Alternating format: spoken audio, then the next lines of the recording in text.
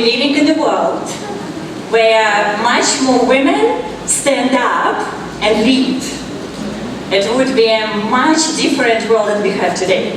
And especially in peer society in Southeast Asia, where it's really needed for women to do so. And our session today is going to be about the minds of successful people. And I have been interviewing people all over the world for about 7-8 years now, since 2015. And it fascinates me when you sit down with someone and the person just shares the insight behind the story to what we all know going on in media or on stage. And one of the most common questions that I ask my guests is this: what is success?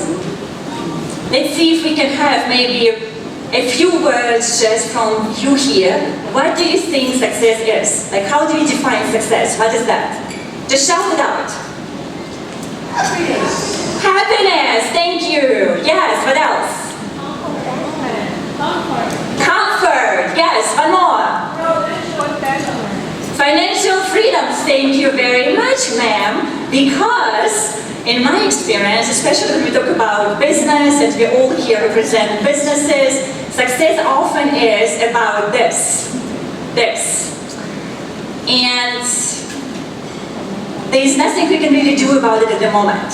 The truth is that we can't really say someone is fully successful if a person doesn't have financial freedom, or if an organization is not making money and profit one way or another. And that's why I first had a round when I was sitting down with women who are really, really good at making a business profitable. And one of them is Ellen Chu, who is a celebrity entrepreneur from Singapore. She started her first company at the age of 21, and her company, 77th Street, at its peak, had a valuation at $300 million. And so let's hear what Ellen Chu has to say about success. Success comes with a lot of pain, a lot of patience, a lot of endurance, perseverance, and really doing it. Ultimately, you will get some form of success, right? But we also celebrate every little success that we have. But I think what is most important is your focus on what you want to do, and that carries that spirit of breaking through to success. So along the way, you have a lot of obstacles. It's not smooth, but everyone celebrate the end point, but you forget the journey. The journey is the most exciting part of success. And yes, I didn't do well in academics in school, but I really love doing it. And there's a principle that I like about 10,000 hours principle by Malcolm Gladwell. I really love that principle. There are two things that she shared which are really important. So first, that success is a journey, and we often forget about it. So it's always never-ending point or destination. And what's important is that we enjoy every step along the way. And second point, sorry, you showed me here, you do it like that, right? I will try with my fingers in Philippines. And the second point is the 10,000 hours principle. Who heard about this? The 10,000 hours one, are they all American people? No. Right? So in the United States, I think it's a very famous principle, 10,000 hours, that says that if you want to master something, you have to do it very focused way for about 10,000 hours. So if we talk about money, and let's say you have a company, you're leading your company, you want to make sure that this is what you're focused on for 10,000 hours, or you hire someone who has this experience. The next person is Surya Sparks, who is another celebrity entrepreneur. And she went from having her debt about $500,000 to making 10 million in sales. 30 TV shows, 6-time published author, friend of Richard Branson. Let's see what she has to say. Your definition of success. My definition of success is really like, I wrote this, co-authored this book with Jack Canfield. It's called The Soul of Success. Mm-hmm. And in that I wrote about how to achieve success without losing your soul. So it's about success is very subjective and means a lot to different people. But at the end of the day, it's that space where I come back home regardless how big my house is, how many cars I have, it's all not relevant. It is that me with myself and how I feel. And the smile that I have put in somebody else's face, and then that person who would write and say, thank you very much, you have impacted me because of the work that you do. And then, you know, like, I've decided not to commit suicide because of you. And I think that is so powerful. So that ultimately is my meaning of success, is being able to, you know, get somebody the hope that they desire. Which is a big, big question. And as you can see, I was not the only one who wanted to be Oprah Winfrey. Just for me, it was in Singapore, strong black woman, never mind. And what Surya shared, everything around meaning, belonging, inclusion. And if we look at the research which is done right now, especially for the younger generation, especially for the millennials, they really want, the younger leaders, they really want to work in a company that has this culture of inclusion and belonging and care and kindness, investing in people. The question to ask here ourselves, the company you are in, you are representing, maybe you're leading, maybe you're a CEO, is this one of your values? And if not, why not? And how can you include this into your values so you can attract younger talent that are interested in creating a better society and can stay longer, speaking about retention of talents, within your company? Back to the question about success. After interviewing all kinds of people, those are just two examples, the realization came that maybe money is not enough. Let's look at these people. Raise your hand if you recognize any of the faces. Anyone know someone here? Okay, a few people do, right? So what do they have in common, all these people? Smile? Yes, thank you. You exactly, all four of them. But I wanted to say before you said these words that they are all a lot of money, very well, very famous, good looking, family, right? Family, children, and all of them died. And 3 out of 4 died last year. Which brings us to the statistics that about 14% of the global disease are all related to mental health. It means that 450 million people are suffering from some kind of mental unwellness, let's put it this way. And when I looked at the statistics that's available about Southeast Asia, Philippines, it's more than 3 million Filipinos live with depressive disorders and anxiety. And when I look at it deeper, it says that 1 out of 10 Filipinos, young adults especially, have suicidal thoughts and depressive disorders. If you think about it going forward in a society, it's huge statistics. So it means that money is not enough, and everything around mental health is really, really important. So what are we missing here? We're missing here mastery. And to be specific, it is mastery of the self. And when we talk about mastery of the self, it is mastery of the mind.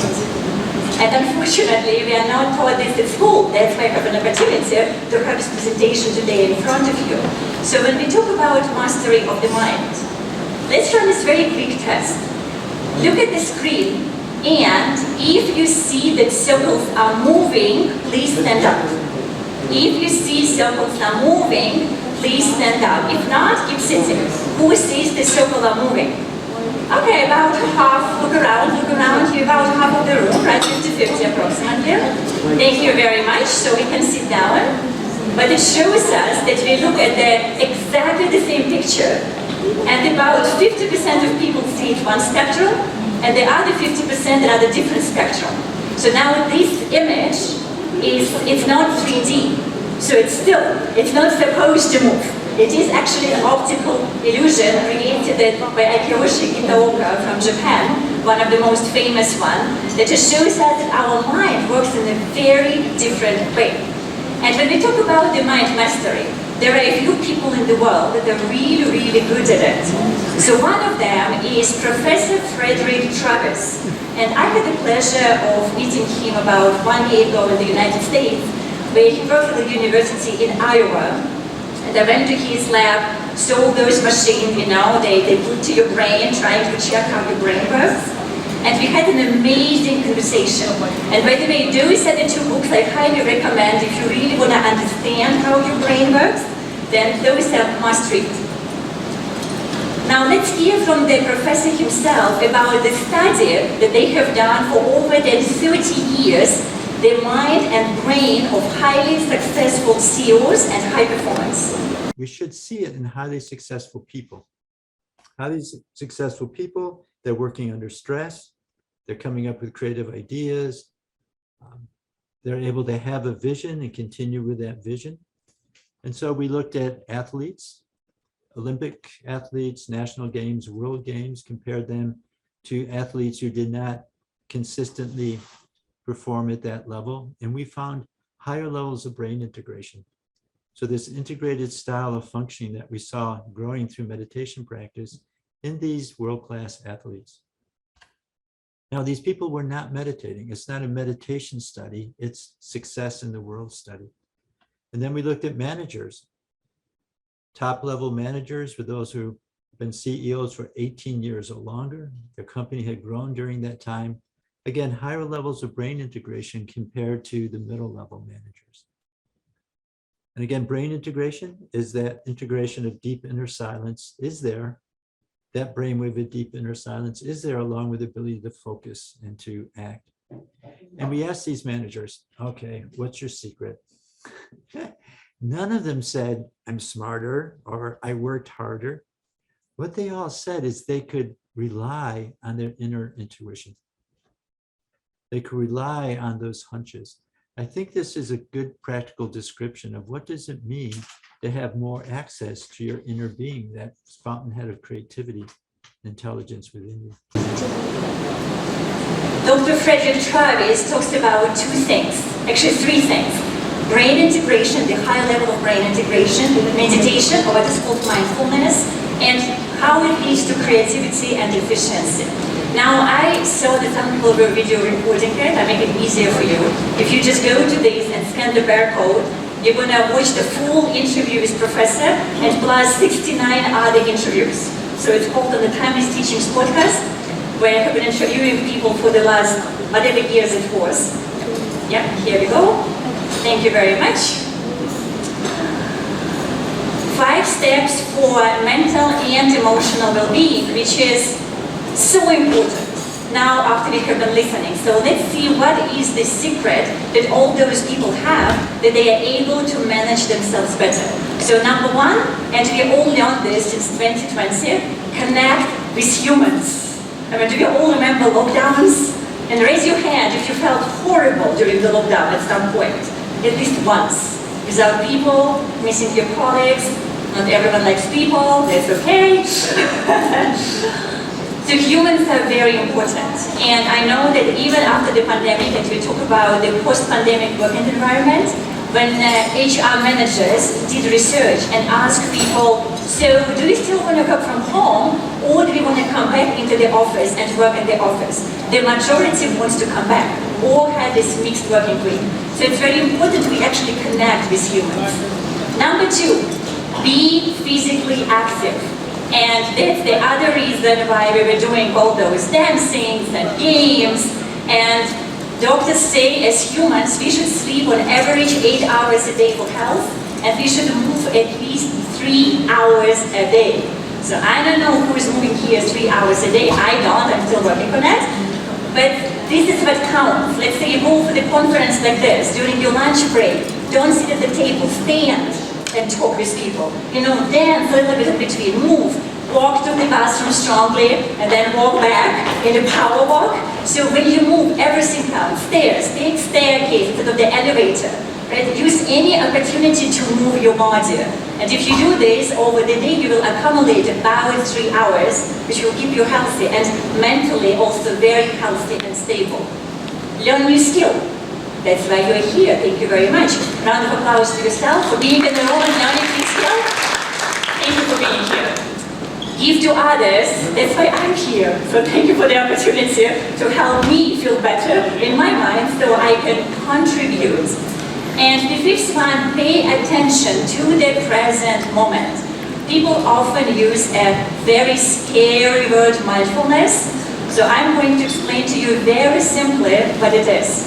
It is basically coming back into your body and into the physical presence. And let's all right now do that. You do it like this, right? 3 breaths. Because we do it like that, where I'm coming from. I just learned today, in Philippines, you do it like this. I still have to learn. So let's do 3 breaths together, okay? Just inhale and exhale. And one more time, inhale and exhale. Now close your eyes and one more time, inhale, exhale,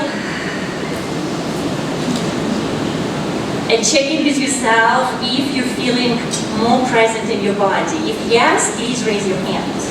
Just feeling more present in your body, yeah? Quite a lot of people. 3 breaths. If you do that, even if only twice a day, morning before you go to work, after you're prepared everything at home, and you're finally, okay, ready to go. And then you go through your day, and you come back in the evening, and before you go to sleep. If you do it just twice a day, it will significantly improve your mental and emotional well-being. Karen Leong is a dear friend. She's a leadership coach, a very good one, by the way. Awesome, human connector, and she has a lot of great stories. So I'm going to share with you one here. You know, one picture that is really clear in my mind was, you know, when I was running a leadership program for an international bank. And it was a group of about 25 handpicked high potential women leaders. And I asked all the women, because it was the beginning of a 1-year program, to draw the ideal managing director of the bank. Okay. 10 minutes later, they all had finished their drawings and the flip charts were all around the room. And we had 2 realizations. The first realization is that bankers can draw. That's a good one. Yes, other things besides their salary. And the second thing was that every single lady drew a man as their ideal boss, managing director. And at a point of time, I asked the women, so what compelled all of you to draw a man as the ideal CEO? And there was silence. And there was a collective realization. And that's when I remembered and I shared with them that, you know, everything in the world, according to ancient wisdom, according to the Bhagavad Gita, is created twice. First in the mind and then on ground. That until you can see yourself as the CEO, it's not going to happen. But when you can see it, when your heart feels it, then it will become a reality. I had a conversation with Richard and a few other people in the room before our session today, and apparently in the Philippines you guys doing amazing. You have the higher number in Asia, maybe in Southeast Asia, when it comes to women in the leadership position. So you're already doing really, really good. There are many CEOs in this country, there are many executive leaders who are female. So it's already high mark. So great job for that. And yet, as a coach, which I am, I have to challenge you a little bit more. So I'm going to ask this question. In what areas of your life are you holding back from your true power and why? And I will give you just a moment to reflect on that. They all have a piece of paper, so maybe just spend a moment to reflect what areas of your life are you holding back your true power and why? Just for yourself. You don't have to tell it to anyone, it's just for you, very private, very personal. But you must know and ask yourself this honest question. Where can you go higher? Again, Richard, coming back to you again, we just had this conversation in the morning about global leadership.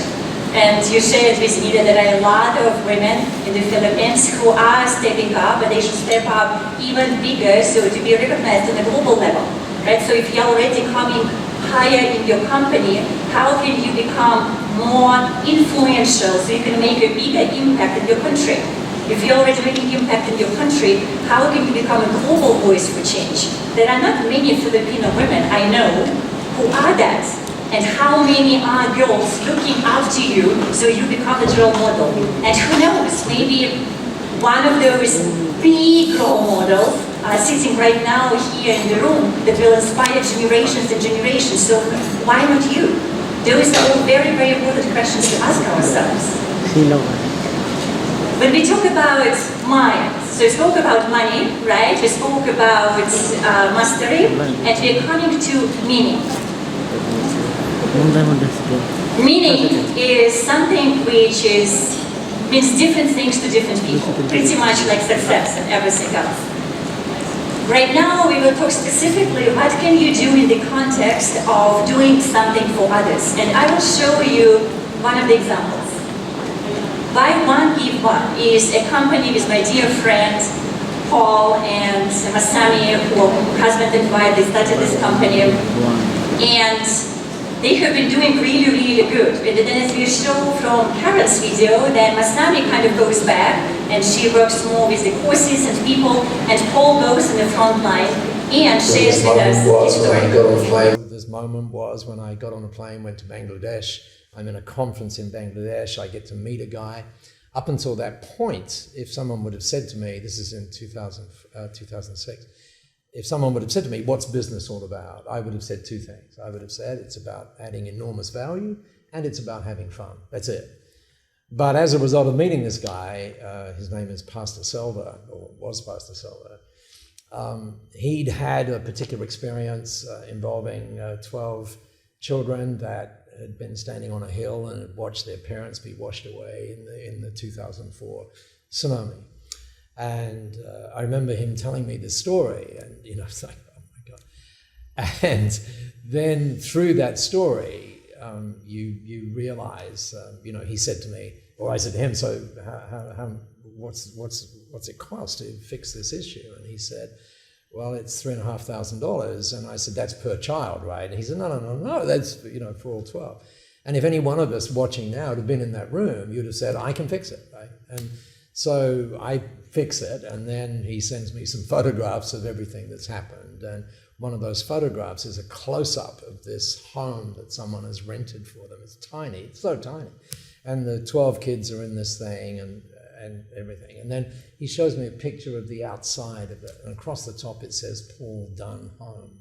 And it's that moment when you go, oh my God, there's something else. And that something else, as you suggested in that lovely intro, is the moment we get that it's actually not about us. It's not about us. It's about, it's about others, and it's about how we can seriously influence as entrepreneurs, how we can really, really influence not just our customers, not just our clients, not just the people around them, but how we can make a really sustainable difference to our world as a result of just doing that. People that their company with the very interesting question, what if companies can change the world simply by doing what they are doing? And that's the question I would like you to reflect about your business. What if what you're already doing can make a difference for someone, and how can you expand it? The next example is why we're here. Together we can change the world in partnerships, and this is the quote I know that Justin was saying in the morning today. So I cannot do all the good that the world needs, but the world needs all the good that I can do. And today is Yana. I do hope that this song will become a theme song for in life, right? We saw today amazing commercial that it is their work, but that's definitely very true, because also removes this expectation where you don't have to do everything. You can do what you can, and it's already enough. It helps. Let's hear. If you're being true to yourself and you're living your value system, what's important to you, then to me that's being successful. So many people drive for success, and then they get there and they say, what is success all about? And then they figure out, okay, now that how do you move from success to significance? Mm-hmm. But wouldn't it be nice to be significant along the journey as opposed to make your money and then be significant? Which is a very, very big question, remember, about the journey part. So we don't have to wait until we all become millionaires and billionaires. It would be nice. but your company and you yourself can already be important for someone else already now. Let's recap. So when we talk about success in the modern world, and I call it success 3.0, we talk about the first one. I can't hear you. Money. And the second one? Mastery. And the third one? Meaning. Exactly. So if we are doing that, then we're doing really, really good. Then we're becoming really, really successful. And I would like also to share with you, yes, if you want to connect, by the way, to continue the conversation, you can scan this slide. But I actually wanted to share with you is this. This is the final video for today, and to me it's very important because it is a Filipino woman who really made a difference in my life. Her name is Gina Romero, and I met her in Singapore about 7-8 years ago.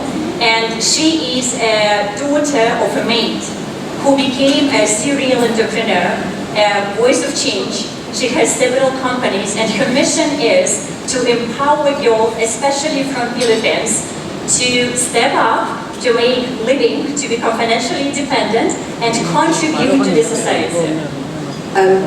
Business deals, transactions, most lucrative sort of partnerships have all come through networking relationships. But that's really what all networking is about. It's about building really great relationships where you can work together and achieve more. So I think there's a bit of a negative connotation around networking. You know, people think about it as the business card exchange and very forceful interaction, very transactional. But really, the heart of networking is building great relationships with people that want to help you and that you want to help. Building relationships with people is one of the foundational keys to being successful in any areas of your life. And the question we want to ask yourself, how can I be of service to you and your organization? And I do encourage you, after this presentation, the next break that we're going to have, get out from your table, go to another table, and ask at least 3 people this question. How can I be of service to you and your organization? And see what happens. There's us. I just wanted to share because they broke my heart and they stole my heart yesterday. We went to this home and it was just so moving to hear stories of these children and to do the work that we were doing there. I got inspired by the power pose today, so please indulge me. Could we all stand up? And this is the power pose that I found, which I like. You can do this, you can do that, so let's do whatever you like this out. Yes, exactly. This also works, this works, but it's important your chest should go up, right? So the chest should go up, open it, and you stand. And now, repeat after me. Yes, I can.